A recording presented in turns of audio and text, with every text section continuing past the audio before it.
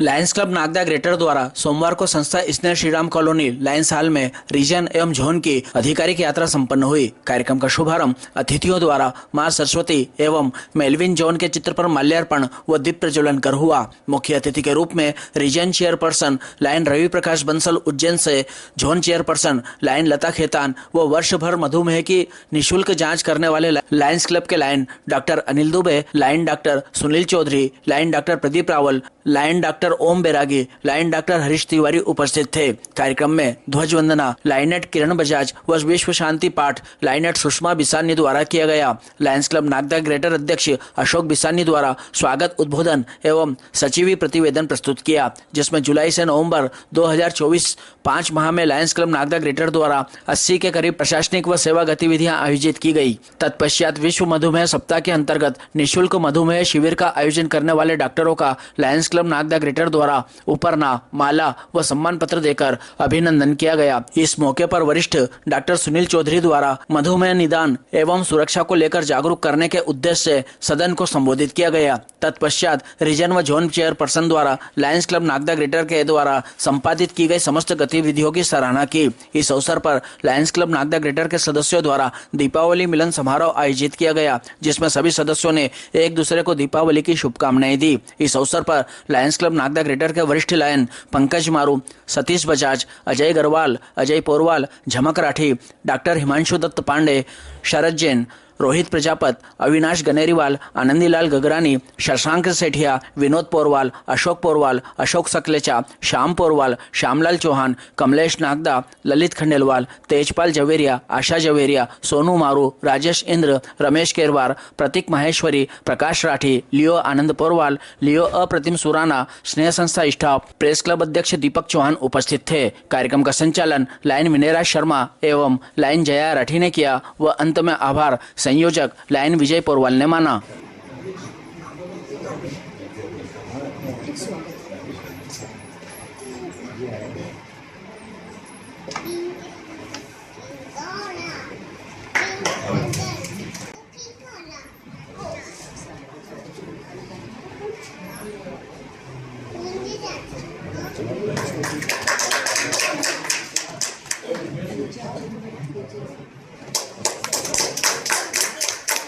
आज दीपावली मिलन समारोह आयोजित किया है।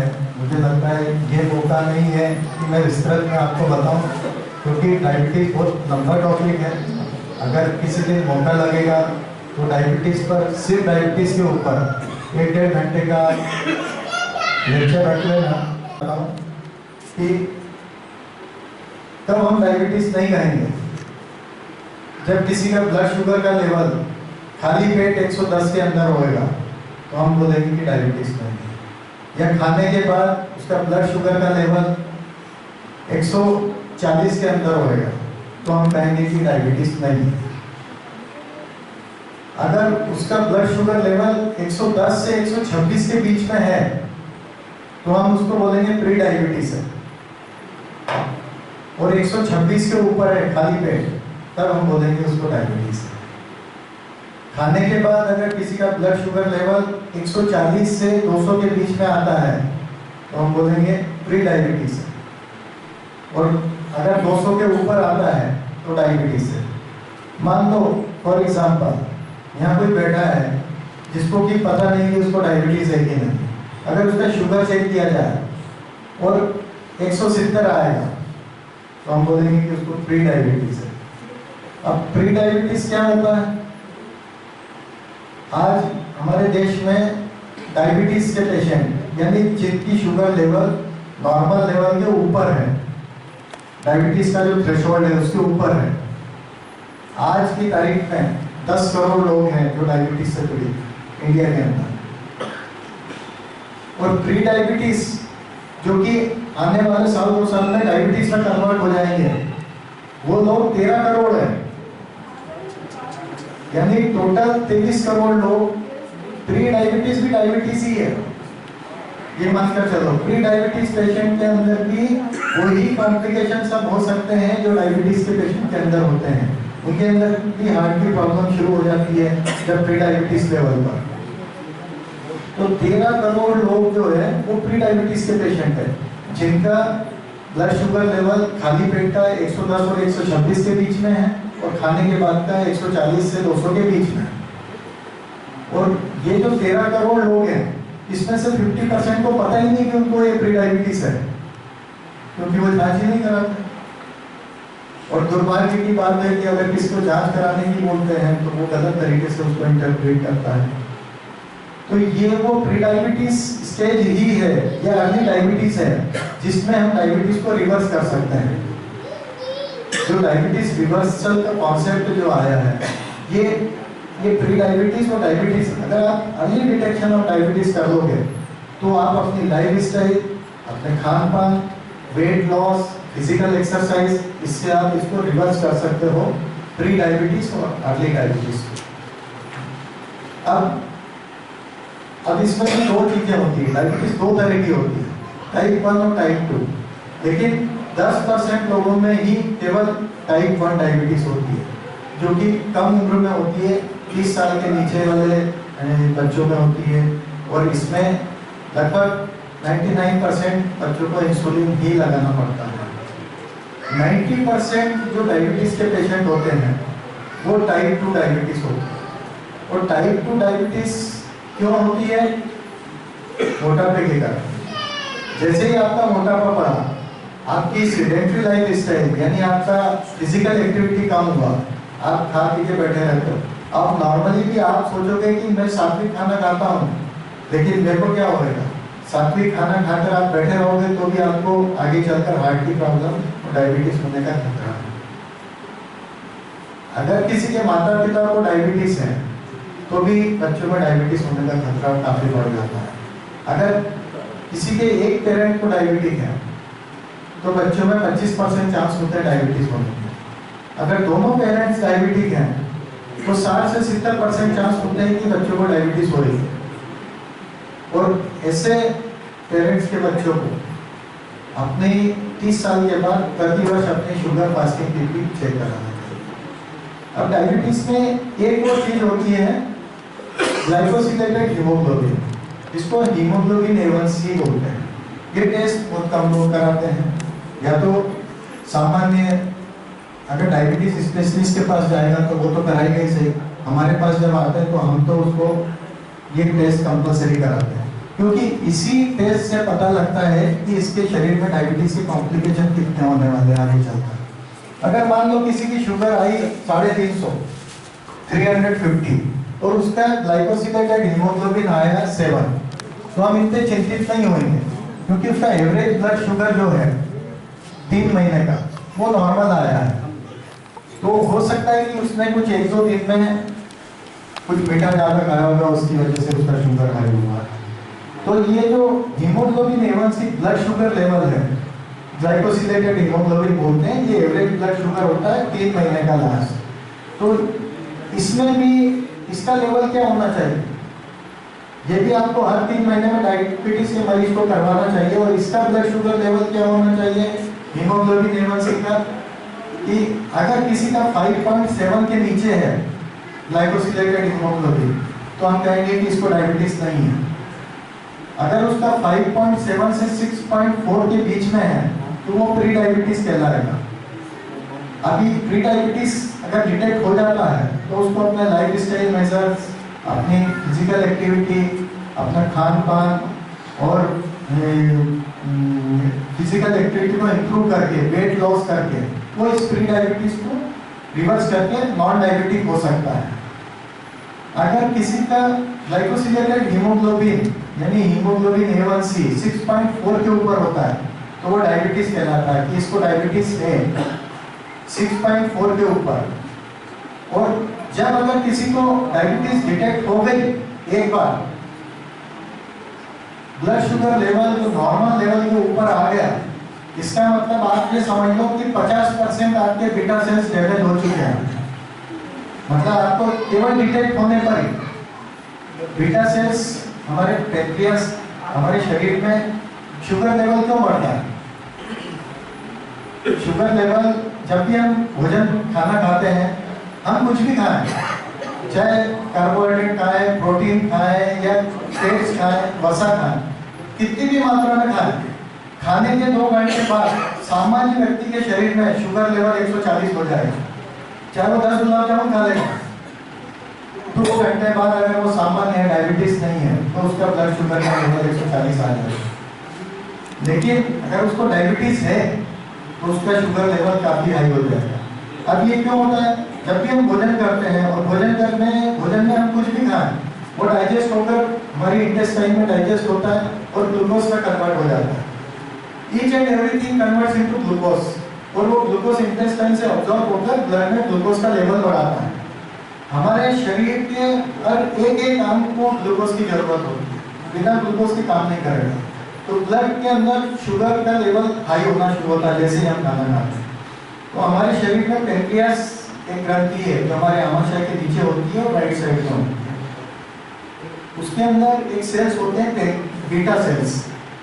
तो बीटा सेल्स का काम होता है कि इंसुलिन निकालना। इंसुलिन एक हार्मोन होता है जो बीटा सेल से निकलता है, और बीटा सेल्स केवल 1 ग्राम होते हैं हमारे पेनक्रियास के अंदर, और ये पूरी जिंदगी भर इंसुलिन निकालता है। तो ये 1 ग्राम बीटा सेल्स पूरी जिंदगी भर हमारे शुगर को कंट्रोल करते हैं, इंसुलिन निकालकर।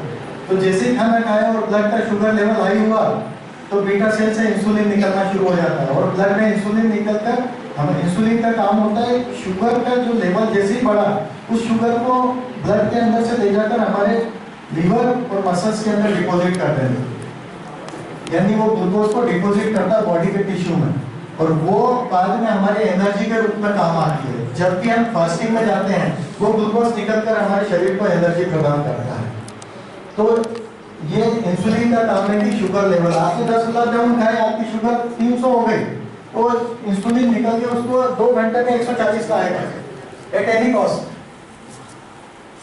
पर किसी को कोई भी ऐसा कारण है जिसके कारण कि पेनक्रियास में इंसुलिन नहीं बन रहा, या इंसुलिन की मात्रा कम हो गई, या फिर इंसुलिन का एक्शन जो होता है वो रिसेप्टर पर एक्ट करता है। इंसुलिन जो हमारे टिश्यू पर जहाँ एक्ट करता है वो रिसेप्टर होते हैं। वो रिसेप्टर की जो संवेदनशीलता है, सेंसिटिविटी अगर कम हो गई तो इंसुलिन का एक्शन कम हो जाएगा।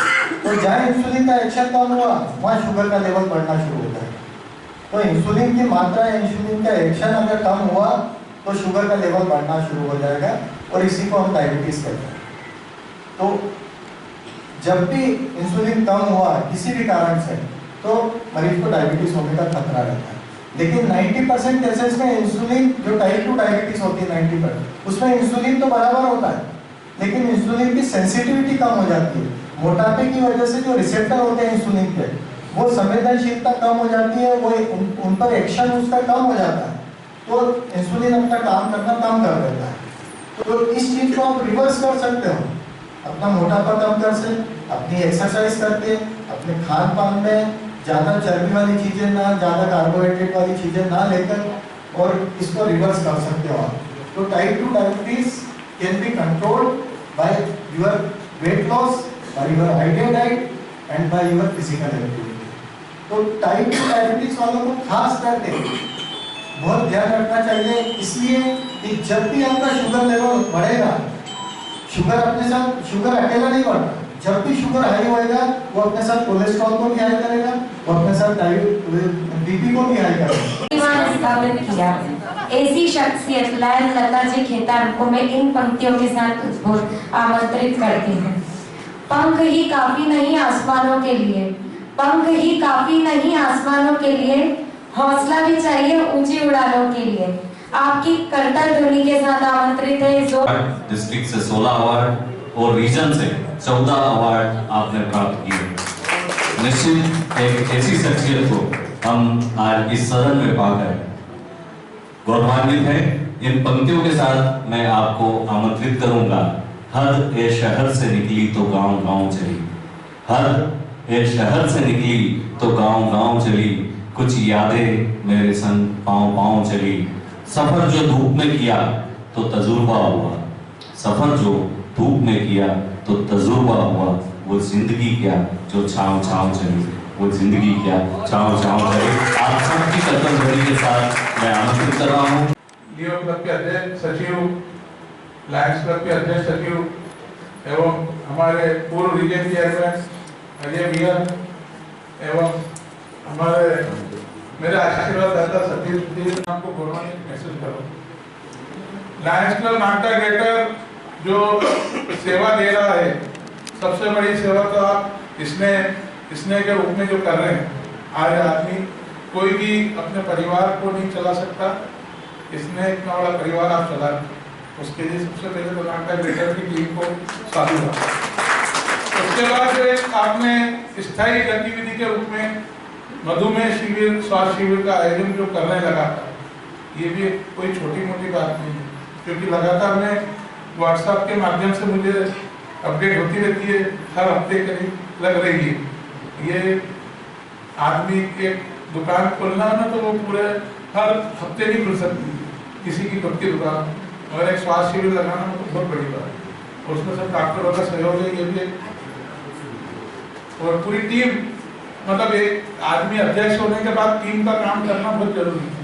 क्योंकि मैं भी लायंस क्लब, लियो क्लब का भी रहा हूँ, लायंस क्लब का प्रेसिडेंट रहा हूँ, तो मुझे मालूम है कि टीम नहीं होती तब तक आदमी कार्य नहीं कर सकता। तो टीम पूरी पीछे काम कर रही है, एक आदमी अध्यक्ष अकेला नहीं कर सकता।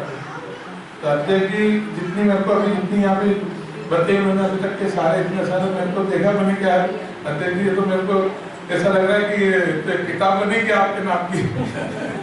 इतनी सारे आपने सेवा गति दिया, इतना सारा सब कुछ करा, क्योंकि अभी तो 5 ही हुए हैं कुल।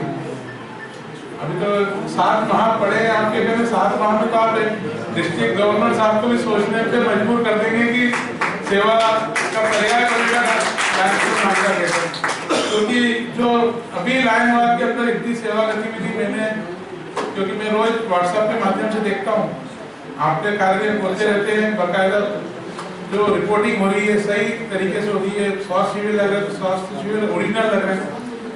हमको मालूम है, हमने लियो में पंकज हम जब करते थे यार, बोले 5 जनों में ब्लड डोनेशन हुआ है यार, बोले यार 5 से क्या होगा, कि बोले इसके बोले कैसा करो, इसमें 800 सीसी ब्लड डोनेशन हुआ।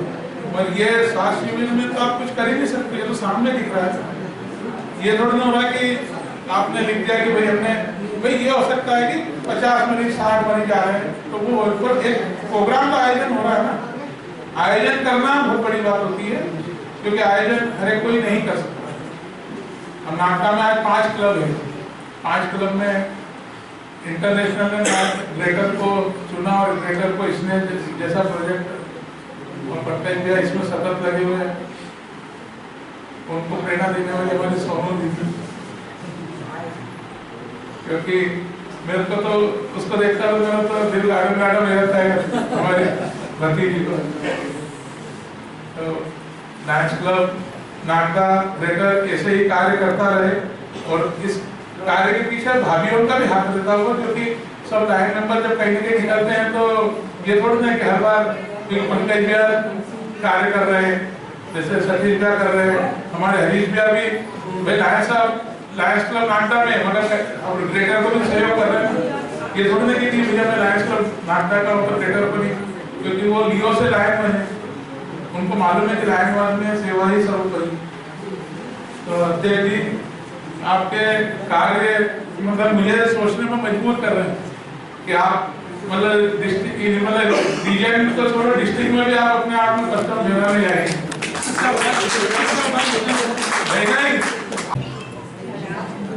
सबसे पहले अशोक भैया को सम्मानित करूंगा।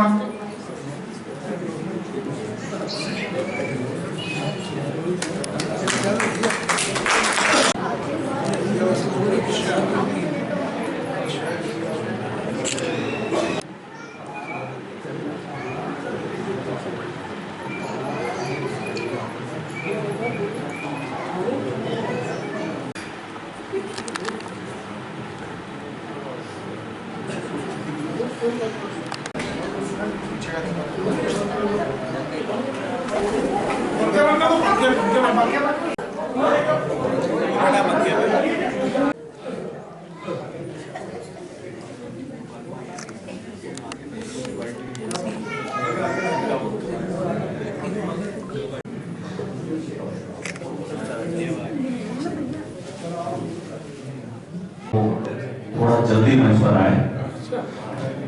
लगा लो जो आप चाहो। ये वो क्या अभी आप ये बोलते इसीलिए अच्छा हुआ था कि नींद थी तो फिर इसको मालूम था कि आप लगाओगे इसे।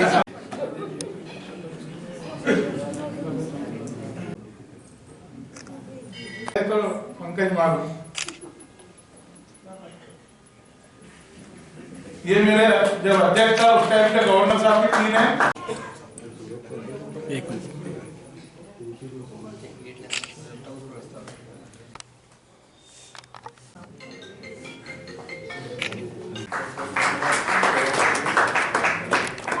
इधर अजय पोरवाल जी को आमंत्रित करूंगा पधारें और उनके कार्यकाल के कुछ सर्टिफिकेट जिन लायन साथियों ने मुझे सहयोग किया था उनके कुछ सर्टिफिकेट रह गए हैं और वो सदन में उपस्थित है। लायन शशांक सेठिया से निवेदन कर वो आए और अपना सर्टिफिकेट है।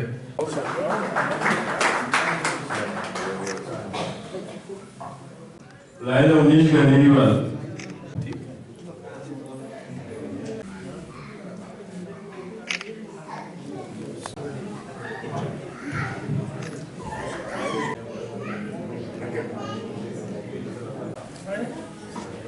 पीछे बदलो थोड़ा खड़ा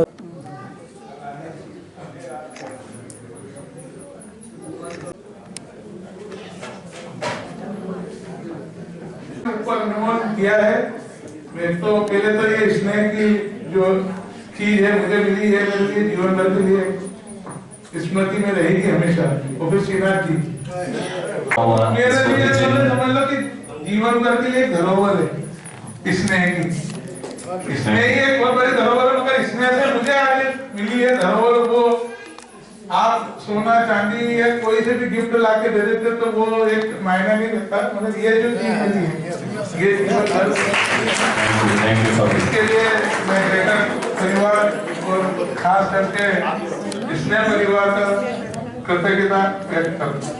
थैंक यू सो मच। आभार के लिए मैं लायन विजय जी पोरवाल जो आज के कार्यक्रम के संयोजक है वह आए और आभार व्यक्त करें। रवि प्रकाश जी बंसल जी, जोन चेयरपर्सन लता खेतान जी, मंच पर उपस्थित लायंस क्लब ग्रेटर के अध्यक्ष अशोक जी निशानी,